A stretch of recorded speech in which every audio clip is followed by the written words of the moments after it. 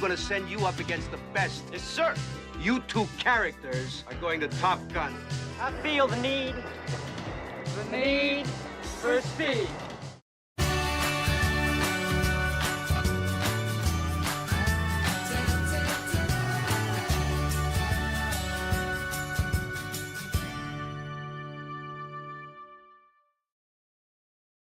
Hello, welcome to the Damian and Devlin show, and this is another in our Fan Appreciation Month that we are doing all in July, where we are taking requests from you, and we have another exciting one. In fact, this one goes back to almost right to the beginning, one of the first requests we ever got. Yeah, that means we don't forget you. You know, you give those requests, we still remember them. This one's coming in from, now we have to give it our YouTube name because we don't know their actual name, but it's quite a neat one. Monkey Lord of Doom 14. Yes, he gave us today's review, and he... Or she. Or she, yeah, we're not sure. I don't want to assume that the Lord is a male or a female. But anyhow, thank you, Monkey Lord, because you picked one of my all-time favorites, Top Gun.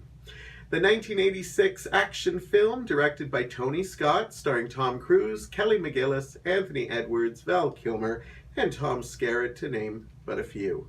Anyhow, Michael Ironside, shout out to him. There you go, big Michael Ironside fan over there. Anyhow, for those of you who don't know, this was a big, phenomenal movie when it came out. It was a surprise smash, and it's a movie about pilots in a program called Top Gun, where only the best of the best get to go, and they have a 5-week course where they study to be the best pilots in the U.S. I think it was 5. I think they said 8 weeks. But anyways, it's a long course. Yeah, it's a long couple of week course. And they get to be the top pilots in the US of A. And basically, I remember when this came out, nobody expected it to be as big as it was. It was one of the biggest movies of the year. And the Navy even said it was probably better than any kind of commercial they could have released, because they had more people enlisting into the Navy to be fighter pilots because of this movie, just based on this movie. And I remember it caused a real big phenomenon. Like, the soundtrack was huge. I remember everybody was starting to wear the aviator glasses. I don't have aviators, but these are close enough. Pretty cool still looking. And it's affected pulp culture in a lot of ways. Wingman, the term "you can be my wingman" became more common after Top Gun. And of course, one of the biggest things it did was this was the movie that turned Tom Cruise into just a regular actor into a bona fide star. Everybody wanted to be with him. All the ladies loved him. That's the wonderful thing about Top Gun 2, is when you talk about, and this is a testosterone movie. This is a, we are men, we are, but this movie is one of those weird movies that, hello, while you're doing that, this is one of those weird movies that is a really masculine movie, but not only did men enjoy it, women. I know a lot of women who went to see this over and over again because it's just a fun, exciting movie. And I saw it when it originally was in the theaters, and I saw it a lot that summer. I had a big crush on Tom Cruise after Obviously, this movie. you can tell he really likes it because he just keeps going on. Yeah, so what are your, when did you first see it? I'll be quiet. I saw this movie when I was a kid, no older than 10, definitely in my early childhood. I'm pretty sure it was because we rented it from Blockbuster, my mom and I. And she knew at that point I really wanted to join the military, so she's like, oh, let's get Top Gun. I'm sure you'll enjoy that. It wasn't the branch that I wanted to join. I wanted to join the Army, not the Navy. But still, I remember as a kid liking the parts where Tom Cruise and everybody else were in the fighter jets, but not much else. So seeing it as an adult, I got the whole overarching perspective of it, and I have a few interesting points about it. Tell us about your positives, because I'm sure that'll be most of this video. Oh, you wanted me to start the positives? Absolutely. Okay, well... Ladies first. Thank you for that. Anyhow, absolutely. Positives. I really like this movie. It's a simple... Oh, who'd have known? It's really not a complicated script, and it hits pretty much every movie trope you could want. There are a lot of aspects that you can see some Star Wars in it. You can see every buddy comedy in it. You can see every typical romance movie in it. They blend it all together. it's a movie of the 80s, so you get that Oh, yeah. synthesized soundtrack wow. pumping, and I like that too. It adds to it, but we'll get to the music in a minute. I love the casting in this movie. Tom Cruise was perfectly cast in this movie, and like, this was the early years, but he still shows signs of what he would become, and I think he's done better acting in later movies, but I think he's so charming in this movie. Like, he's just great. Kelly McGillis, also great. I don't want to say her cougar, but she was like the older woman that, you know, people would crush on and stuff. Anthony Edwards, so funny and lighthearted. Everybody wants a best friend like Goose. Val Kilmer, we were talking about how people sometimes, that's how you know true Top Gun fans. If people say Iceman is a villain, he is not a villain. He's just as cocky and arrogant as Goose. He's not Goose. Sorry, Maverick. Maverick. He is Maverick's rival, but he's not Maverick's enemy. In fact, he actually is very concerned with him, but he doesn't ever take it to a level that's like being an ass or anything. Tom Skerritt and Michael Ironside, both really great roles. You know, now this is not a movie that you need to have great acting in, but I think it's realistic acting. They come off as people that you would see. Tony Scott didn't really go on to a lot of movies, but this he has some great shots. Some of the aerial shots are like, I think that's the thing that it was famous for, is like, because they did shots on the planes that are just phenomenal. And so Tony Scott doesn't get enough credit for this movie. He also has some beautiful sunsets and angles. And, you know, sometimes when they do close-ups on people's faces, it doesn't always work. I swear there are times they go right up Tom Cruise's nose to show his eyes and his sweat.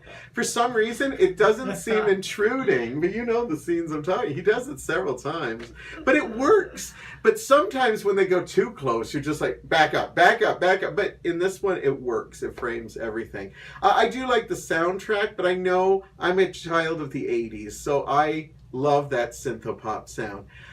You know, you hear Danger Zone, and Berlin's... like 17 times. Berlin's Take My Breath Away, Oh my which God. wound up winning an Oscar for Best Song, is one of wow. my favorite ballads of all time. It's so beautiful, and it's sexy, and it's You know just what? Okay, awesome. I have to talk about Take My Breath Away, because, so, there's a love story in it, Yeah. in Top Gun, and Yeah. as soon as the love starts to form, you hear ding, ding, ding, ding, ding, and you hear that for the next, like, 15 minutes, and I'm like, okay, yeah, take my breath away, and like, come on, let's get to it, it stops. Then some more military stuff happens. Then it goes back to those two characters. Ding, ding, ding, ding, ding. For another 10 minutes.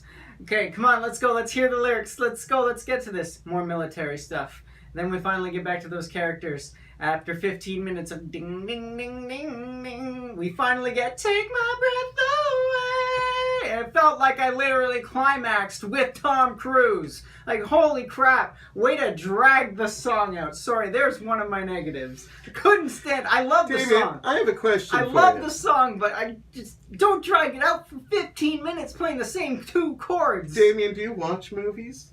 No, I've never seen a whole movie in my entire life. Because a lot of movies use the orchestral parts a bit. In fact, a movie you watch called Titanic, if I recall, we hear a lot of that Celine Dion song before she sings it, but Nope. we wait till the end of the movie. No, Yeah. no, we never hear the Celine Dion part until no, the credits. No, you hear the music Yeah, until we get to the credits, which is what we... let's Focus move on on. the review. Focus on the review. Well, right now. you need to watch movies closer. Anyhow, How close? Like a Tom Cruise zoom in? How close is too close? Are you ready here? Okay, so anyhow, I can't even think. So I like the soundtrack. I also want to give a shout out to Harold Faltermeyer, who doesn't get enough credit for What the a Top Gun anthem. Top Gun anthem, the building of that with the guitar. If he can sing, I can too.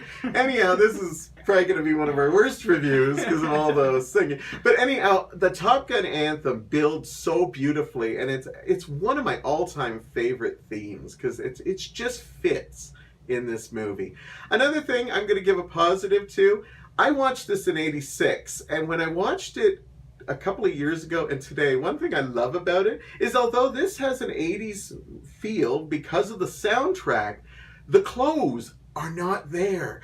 They do not look like 80s. Sometimes you watch an old 80s film and you'll see acid wash or neon. Because they wear all, jeans and white shirts or military uniforms, it is absolutely like, it stays kind For of... those fans that have been watching for a while, and even new ones, go check out some of my comments on previous 80s movies that we've done. You know I hate 80s fashion, but I'm going to have to agree with them. There's no 80s fashion to basically derail the movie here. Yeah. I enjoyed the costumes and uniforms. Even Kelly McGillis's wardrobe is skirts and blouses, and they're still fashionable today. So tropes for that, because it has to make up for that 80s synth soundtrack, which does put you in the 80s. But you know what? If you put some new music in that, I think it would still fit, except for some of the technology, but we won't get into it. My final positive, the volleyball scene. Oh, for goodness sakes. For no reason, there's a homoerotic volleyball scene, and I think a lot of gay men grew up with that, and a lot of ladies love that scene. And for Tony Scott to just, for no reason, it doesn't move the plot, it doesn't, thank you for that. Thank you. More movies need that.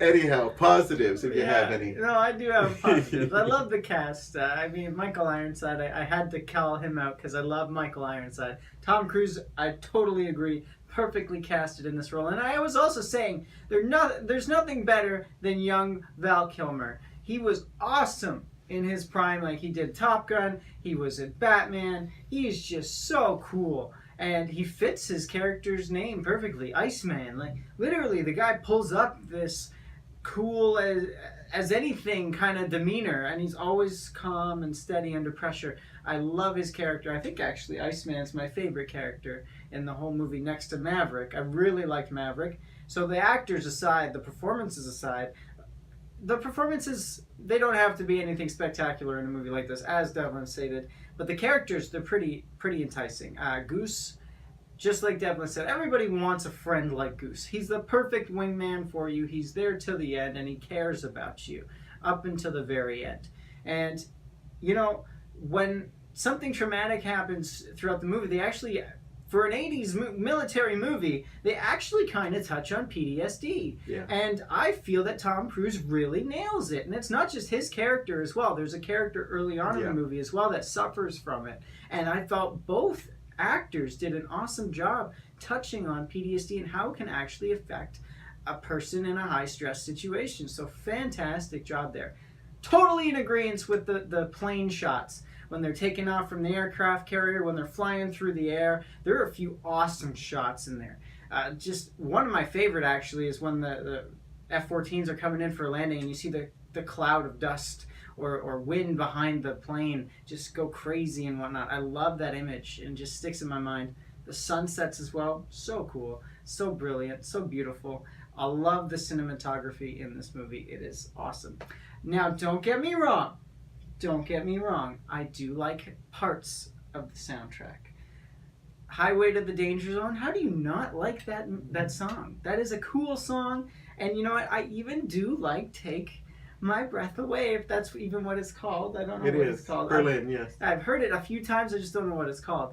But I like that song. It's just the overuse of one part of the song bothered me. Same with Highway to the Danger Zone. Like, I felt 20 minutes into the movie, I'd heard it 17 times. Like, way to the danger zone. You're gonna sing the whole soundtrack. Yeah, we're gonna get copyright claims for singing the lyrics here. But no, I do like those songs. It's just the overuse of it, so that kind of ties into my negatives. The overuse of certain songs kind of brought that down for me. But overall, I do like the soundtrack. I like a lot of this movie. It's very cool, and I can see why in the 80s this would be an awesome recruiting tool for the Navy, the Air Force, because it just makes pilots look like the coolest dudes on the planet. I mean, they're surrounded, they've got great physiques, they've got bikini babes all over the place. It paints a pilot as if they could basically get anybody that they wanted. And, it's kind of true. Pilots do come off with this kind of brash cockiness, like, yeah, I'm a pilot. The self-importance that they have, And I think they nailed that here in Top Gun, so awesome stuff. Now I'm going to start touching on some of my negatives. And one of the big ones with the negatives is the aerial combat is completely unrealistic. So I'm not sure if you know about this, but in modern day dogfights, you barely, if at all, would even see your enemy. It's way off in the distance. You have a little tiny pinprick that you can lock onto, even back then in the 80s. Because the F-14 is actually still in use today. It's mostly a training vehicle. We've come a long way since the F-14, but that kind of pulls me out of it because of what I know. So that's going to have to be a negative for me. I did find some of the lines really cheesy too. Like, give us some of the catchphrases from this movie. What, the need for speed? Yeah, or... I feel the need for speed. Give me some. Yeah, like it's so cheesy. And then the volleyball scene. I know you love it, but why is it there? Why is it there? I just felt like, what is this? Why am I watching this? Like, what is the point of this volleyball? What if scene? it was just women suddenly? I still think it'd be gratuitous. Oh, we need to have that talk. We need to have that talk about. So I felt like it was just there for no reason. And so the cheesiness with the dialogue, the combat, and the overuse of some of the songs just kind of ruined parts of the movie for me. But overall, I'd have to say, fantastic movie. All right. Now I saw this when I was 18 years old, and I saw it several times over the summer. So I rank this as one of my top 10 movies. So I think you know where I'm going with it. But I'm going to give a confession about. I do actually have a negative, but it's not a negative that can put it, too badly, but I do actually have something, and I've had this ever since the 80s. As much as I love the aerial shots that Tony Scott does, I actually do find some of the plane stuff to be hard to follow, and I don't find it very action-packed. You just see spinning, you just see that. And then I swear you see the same missile miss like 3 times. It could be all 3 different shots, but because I don't know my military stuff, could be 3 different, could be the same shot for all I know. And I remember even like as a kid watching it over and over again, like, yeah, I don't know who's flying what unless they do close-ups of the helmets in the plane. And I don't find it overly exciting. Like I kind of know where it's going and stuff, but the visual stuff is still good. So that is my one negative, is I do have some issues with the actual action sequences in the planes. So before we get to our numbers game, if you were a pilot, what do you think your code name would be? Would it be? Oh, now you put me on the spot. Oh, I know. I don't have one either. So You don't have one? No, I don't know. I would probably be give us your suggestions. What should he be called? I already know what I'd be called. I think I'd be called Muse or Glitter. What's funny about that? Oh my god. Glitter, take the shot! How about Muse? We'll go with Muse then. Alright, that's fine. Alright. I'd say my name, but I don't think it'd be appropriate. Oh my god. I don't think you can write dirty stuff on your helmet. The first part would be mother, and the last part would start with an F and rhyme with trucker. Oh Lord. Probably. Or either sex machine. Oh yeah, Glitter and Sex Machine. There we go. We make perfect wingmen. Yeah, so maybe they'll cast us in the sequel, Top Gun 2, coming out very soon to a theater near you. Absolutely. Which I'm glad. I have to say, I give them props for not giving us crappy right-to-DVD Top Gun 2. Okay, yes, I agree. When you think of how many sequels they do to movies, this came out like 30 years ago, and they did not ever try to do Top Gun 2. Even with a brand new cast, we are getting a Top Gun 2 next year, which they're filming right now, and I give them credit for that. Next year's 2019 for those of you watching this in the future. Yeah. Or it may already be out. We've reviewed it already. You never know. But anyhow, I just give them kudos for Paramount Pictures for not giving us a crappy sequel. And well, until we see what Top Gun 2 will be like. So your number? I'm going to have to give this movie a 3.5. I enjoyed it quite a bit. Let me see. Okay, Let me wonder. see. Should I be honest? No. It's from my youth. I love it, and I still watch it. I still cry when certain things happen. I still cheer when other things, and I can sing pretty much every song on the soundtrack. 5 stars. 5 stars. And if you're a kid of the 80s, you probably know what I get. That didn't sound right at all. Yeah. Take us home. I can't speak anymore. He's still thinking about the volleyball. So, thank you so much, Monkey Lord of Doom 14, for suggesting Top Gun. We really did enjoy reviewing this as well as watching it. Get your suggestions out. It's not too late. There's still plenty of time in Fan Appreciation Month, so thank you so much for continuing on with us.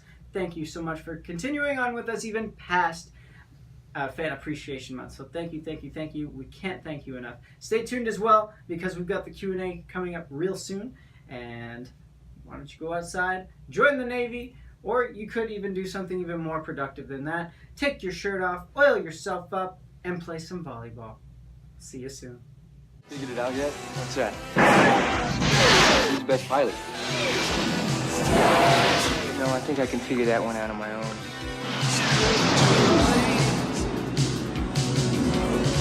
Tom Cruise, Kelly McGillis. Top Gun.